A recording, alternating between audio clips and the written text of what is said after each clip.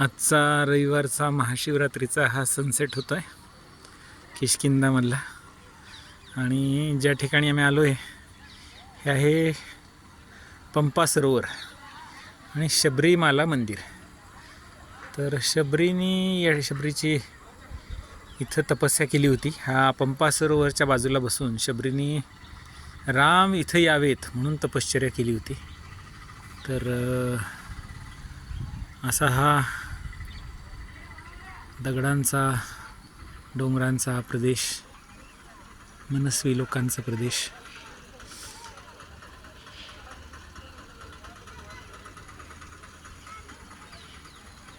इथल्या वानर जमातीच्या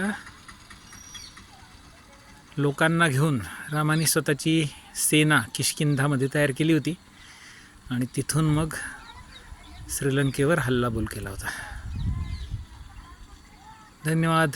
तर आपणही या शबरीमालाचं दर्शन घ्या, पंपा सरोवरचं दर्शन घ्या आणि इथल्या निसर्गात हरवून जा.